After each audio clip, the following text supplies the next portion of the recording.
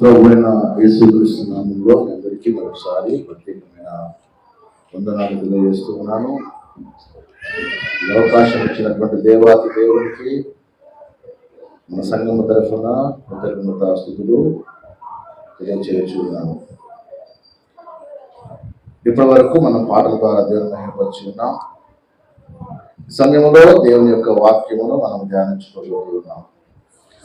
ప్రియమైనటువంటి దేవుని బిడ్డలారా, ఈ రోజుల్లో మనుషులందరికీ ఉండేటువంటి ఒకే ఒక్క ఆలోచన ఏంటంటే, నేను గొప్పవాడిని,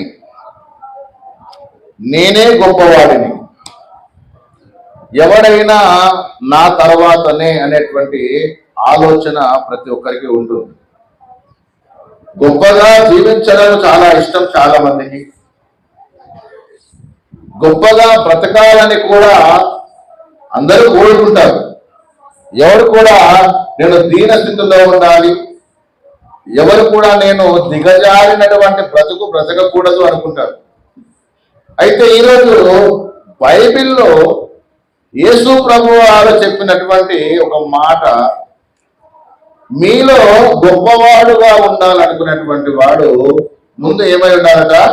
పరిచారకుడై ఉండాలి. ఏం కావాలా? పరిచారకుడై ఉండాలి. గొప్ప పేరు ప్రఖ్యాతులు నీకు కావాలనుకుంటే నువ్వు ముందు ఒక సేవకుడిగా ఉండాలి. కొంతమందికి ఏమంటారు దాన్ని, ఓవర్ నైట్ లో స్టార్స్ అయిపోతారు, గొప్ప పేరు వచ్చేస్తుంది. కానీ ఎంత త్వరగా పేరు వస్తుందో అంత త్వరగా పేరు పడిపోతుంది. అయితే ప్రియులారా, నేను ఇప్పుడు వాళ్ళ గురించి మాట్లాడలేదు, కానీ యేసు ప్రభువారు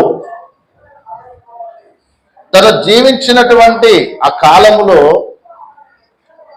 ఆ పరిసరాలలో ఉన్నటువంటి ఇశ్రాయేలులకు, అలాగే ఆయన వెంట ఉన్నటువంటి శిష్యులకు ఆయన ఎవరికంటే గొప్పవాడో, దేనికంటే గొప్పవాడో చెప్తున్నాడు. ఒకసారి ఆ విషయాలు మనం పరిశీలన చేద్దాం. ఇప్పుడు మీరు రాసుకోబోయే అంశం ఏంటంటే, యేసుక్రీస్తు ఎవరికంటే గొప్పవాడు. మన పాఠం ఏంటండి? యేసుక్రీస్తు ఎవరికంటే గొప్పవాడు.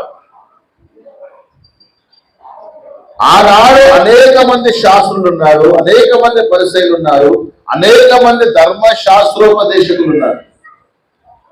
వారందరూ యేసు ప్రభువుని ఎలా చూశారంటే, ఇతడు వడ్లవాణి కుమారుడు కదా, ఇతడు విద్య లేని పామరుడు కదా, ఇతనికి ఈ పాండిత్యం ఎక్కడి నుంచి వచ్చింది అని అనుకున్నారు యేసు ప్రభు గురించి. సరే, సమాజ మందిరపు అధికారులు, శాస్త్రులు, పరిసయ్యులు అనుకున్నారంటే వేరు. కానీ యేసు ప్రభు వెంట తిరిగినటువంటి శిష్యులు కూడా ఏమనుకున్నారంటే, అసలు ఈయన ఎంత గొప్పవాడు, ఒక గొప్పవాడుగా పిలువబడాలంటే అతనికి ఆర్థిక పరమైన బలం ఉండాలి, అంగబలం ఉండాలి. ఏ బలం ఉండాలండి? అంగబలము మరియు అర్ధబలము రెండూ ఉండాలి. యేసు ప్రభు వారికి అర్ధబలము లేదు, అంగబలము లేదు. కానీ ఆయన చెప్పిన మాటలలో మాత్రం ఒక బలం ఉంది. ఏంటా బలం తెలుసా? యేసు ప్రభు ఏ మాట మాట్లాడినా అధికారము గల వాని వలె మాట్లాడాడు. సో ఆ బలము దేనికంటే గొప్పదో, ఎవరికంటే గొప్పదో ఈరోజు మనం నేర్చుకునే ప్రయత్నం చేద్దాం. మత్తయి సువార్త 11వ అధ్యాయము, మత్తయి సువార్త 11వ అధ్యాయము 9వ వచనములో ప్రభువారు చెప్పినటువంటి ఒక మాట మనం జ్ఞాపకం చేద్దాం. మత్తయి సువార్త 11వ అధ్యాయము 9వ వచనంలో, అవును గాని ప్రవక్త కంటే గొప్పవాణినని నీతో చెప్తున్నాను. పాయింట్ నెంబర్ 1, యేసు ప్రభు ఎవరికంటే గొప్పవాడంటే ప్రవక్త కంటే గొప్పవాడు. ఇక్కడ ఏ ప్రవక్త గురించి మాట్లాడుతున్నాడో తెలుసా? చదవండి ఒకసారి. ఏ ప్రవక్త గురించి మాట్లాడుతున్నాడు? కొంచెం పైకి వెళ్దాం. ఎవరి గురించి మాట్లాడుతున్నాడండి? బాప్తిస్మం ఇచ్చేటువంటి యోహాను గురించి మాట్లాడుతున్నాడు. నేను అతని కంటే గొప్పవాడిని. యేసు ప్రభువారు రాక మునిపే యోర్దాను నదిలో బాప్తిస్మం ఇస్తున్నటువంటి యోహాను అన్నాడు, నా వెనక వచ్చేవాడు నాకంటే శక్తిమంతుడు. ఇప్పుడు యేసు ప్రభువారు దేనికంటే గొప్పవాడో చెప్పే ప్రయత్నంలో ఎవరికంటే గొప్పవాడు అంటున్నాడండి? బాప్తిస్మం ఇచ్చి యోహాను కంటే నేను గొప్పవాడను, నేను ప్రవక్త కంటే గొప్పవాడను. ఓకే, సో మొట్టమొదటిగా యేసు ప్రభువు గొప్పవాడు. ఎవరికంటే? చివరి ప్రవక్తగా ఉన్నటువంటి యోహాను కంటే. ఇక్కడ గమనించాలి, అంతగా ముందు ఎంతమంది ప్రవక్తలైతే ప్రవచించారో ఆ ప్రవక్తలందరికంటే గొప్పవాడు. చివరి ప్రవక్తగా ఒకవేళ యోహాను పిలువబడుతున్నాడంటే ఆ ప్రవక్త కంటే కూడా గొప్పవాడనే ఉద్దేశం. సో యేసు ప్రభు వారు ప్రవక్తలందరికంటే గొప్పవాడు. రెండవది, యేసు ప్రభు ఎవరికంటే గొప్పవాడో ఒకసారి మనం చూద్దాం. 12వ అధ్యాయము 6వ వచనంలో, 12వ అధ్యాయం మత్తయి సువార్త 6వ వచనంలో ఏమంటున్నాడండి? దేవాలయము కంటే గొప్పవాడు. యేసు ప్రభు దేనికంటే గొప్పవాడట? దేవాలయము కంటే గొప్పవాడు. ఏ దేవాలయము? యెరూషలేములో కట్టబడినటువంటి దేవాలయము కంటే గొప్పవాడు. సో ఇప్పుడు దేవాలయములో ఏమీ లేదు అని అర్థమైందా? దేవాలయము కంటే గొప్పవాడు అనే మాటకు అర్థం ఏంటి? అమ్మా, ఒక కాలం వస్తున్నది, ఆ కాలమున ఈ పర్వతము మీదనైనను యెరూషలేములోనైనను తండ్రిని ఆరాధించరు. రాయి మీద రాయి ఒకటి ఉండకుండా పడద్రోయబడబోతుంది క్రీస్తు కంటే 70వ సంవత్సరంలో. కానీ వాటికంటే గొప్పవాడు ఎవరు? యేసు ప్రభు. నీవు నేను ఆరాధిస్తున్నటువంటి యేసు ప్రభు, నీవు నేను విశ్వసిస్తున్నటువంటి యేసు ప్రభు వారు ఒకటి ప్రవక్తలందరికంటే గొప్పవాడు, రెండవది దేవాలయము కంటే గొప్పవాడు. ఇప్పుడు ఆలోచించండి, ఏ దేవాలయానికైనా వెళ్తే ఆ దేవాలయం కాడ మొక్కులు మొక్కుతారని. దేవాలయములో ఏమీ లేదు, విగ్రహములో ఏమీ లేదు. అది యేసు ప్రభు బొమ్మ కానివ్వండి, మేరీ మాత బొమ్మ కానివ్వండి, పశువుల తొట్టి కానివ్వండి, గొర్రెల దొడ్డి కానివ్వండి, వాటన్నిటికంటే గొప్పవాడు ఏమైనాడు? సజీవుడై ఉన్నాడు. ఏమైనాడు? సజీవుడై ఉన్నాడు. జీవాహారము నేనే, నా యందు విశ్వాసం ఉంచినటువంటి వాడు చనిపోయినను మరలా బ్రతుకుతాడు. నేనిచ్చు నీళ్లు త్రాగువాడు ఎప్పటికీ దప్పికొనడు. సో నన్ను ఆరాధించండి. ఓకేనా? దేవాలయము కంటే గొప్పవాడిని అని యేసు ప్రభు వారు చెప్తూ ఉన్నారు. ఇక మూడవ విషయం మనం గమనించినట్లయితే అదే అధ్యాయంలో 12వ అధ్యాయంలో 8వ వచనంలో ఒక మాట రాయబడింది, చూస్తారా? కాగా మనుష్య కుమారుడు విశ్రాంతి దినమునకు ప్రభువై ఉన్నాడు. ఇశ్రాయేలీలకు విశ్రాంతి దినము పరిశుద్ధ దినం. దేవుడు 6 దినములు శ్రమపడి ఈ సృష్టినంతా సృజించి 7వ దినమున విశ్రమించాడు. కాబట్టి ఇది మీ దేవుడైన యెహోవాకు విశ్రాంతి దినము. ఆ దినమున నీవైనను, నీ ఇంటికి పుట్టిన వాడైనను, నీ వెండి చేత కొనబడిన వాడైనను, నీ దాసుడైనను, నీ ఎడ్లైనను, గాడిదలైనను, ఒంటెలైనను ఏ పని చేయకూడదు, నువ్వు ప్రయాణం చేయకూడదు, నువ్వు గవిని దాటిపోవద్దు అని చెప్పాడు కదా. ఆ విశ్రాంతి దినమునకే ఏమైనాడు యేసు ప్రభు వారు? ప్రభు అయి ఉన్నాడు. నేటికి చాలా మంది ఇంకా విశ్రాంతి దినమునే పరిశుద్ధ దినంగా ఆచరిస్తూ ఉన్నారు. ఇశ్రాయేలు ప్రజలకు మాత్రమే విశ్రాంతి దినము పరిశుద్ధ దినముగా ఆచరించమని చెప్పారు. కానీ క్రైస్తవులకు విశ్రాంతి దినము లేదు. దానికి ఎవరు ప్రభు అయి ఉన్నాడు? నీవు నేను ప్రార్థించేటువంటి, నీవు నేను నమ్మేటువంటి యేసు క్రీస్తు విశ్రాంతి దినములకు ప్రభు అయి ఉన్నాడు. అనగా విశ్రాంతి దినముల కంటే గొప్పవాడు ఆయన. ప్రభు అంటే తెలుసా మీకు? పరిపాలించేవాడు, రాజు, గొప్పవాడు. ప్రవక్తలందరికంటే గొప్పవాడు, దేవాలయము కంటే గొప్పవాడు, విశ్రాంతి దినము కంటే గొప్పవాడు. 4వ విషయం మనం చూద్దాం. మత్తయి సువార్త 12వ అధ్యాయము 41వ వచనం మనం చూద్దాం. మత్తయి సువార్త 12వ అధ్యాయం 41వ వచనం.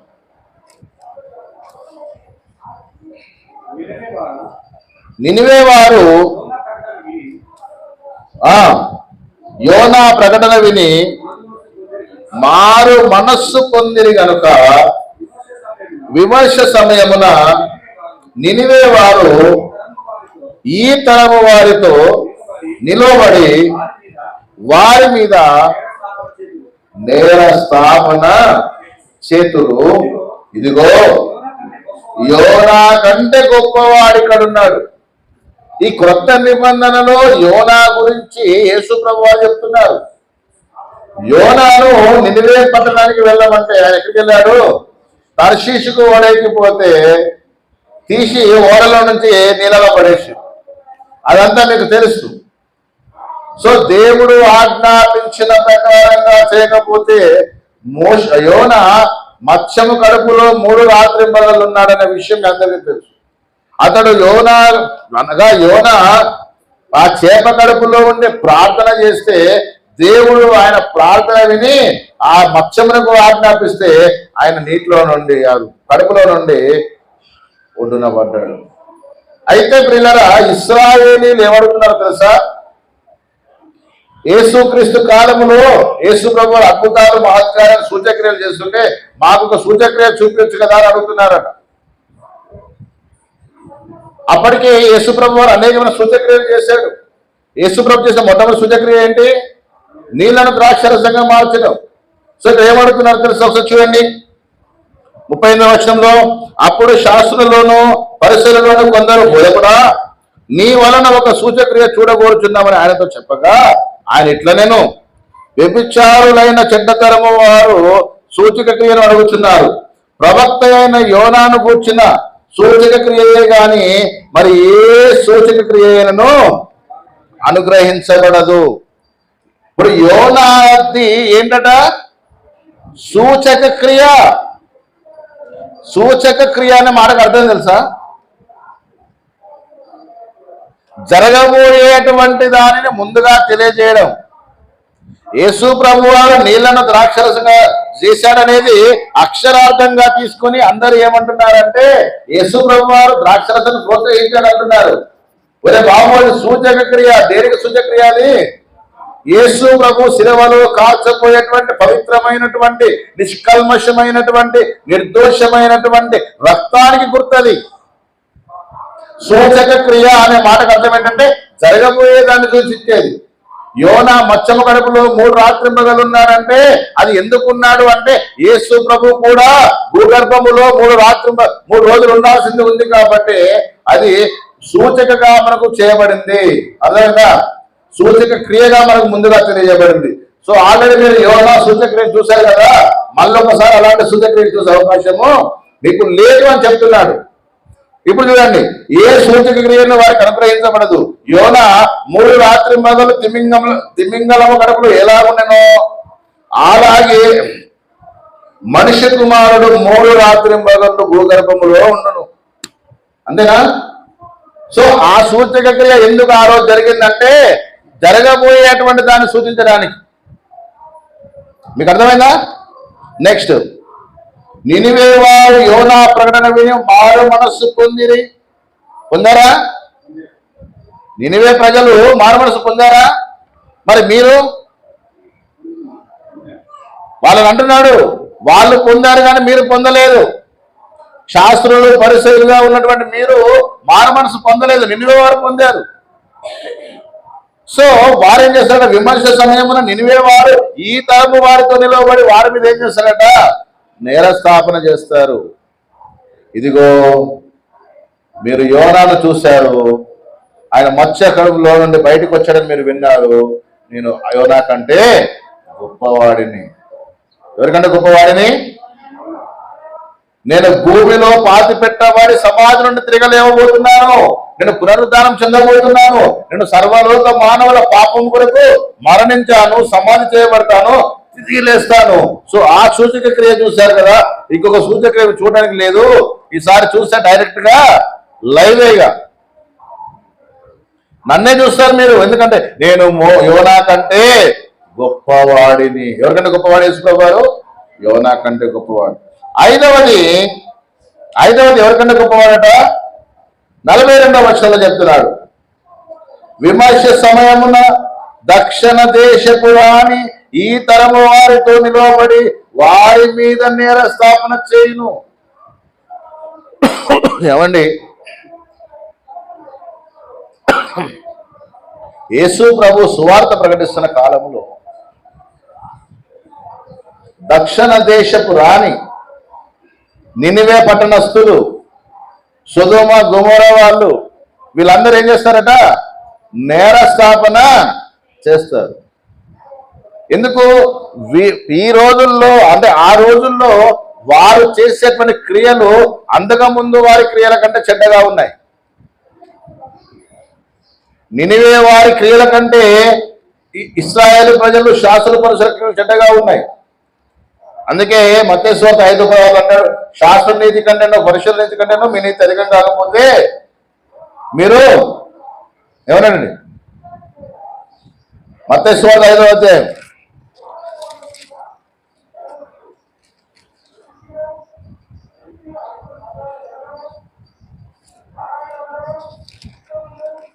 20వ వచనం, శాస్త్రుల నీతి కంటేనో పరిసయ్యుల నీతి కంటేనో మీ నీతి అధికము కాని ఎడల మీరు పరలోక రాజ్యములో ప్రవేశింపనేరని మీతో చెప్పుచున్నాను. సో మన నీతి ఎవరికంటే అధికంగా ఉండాలి?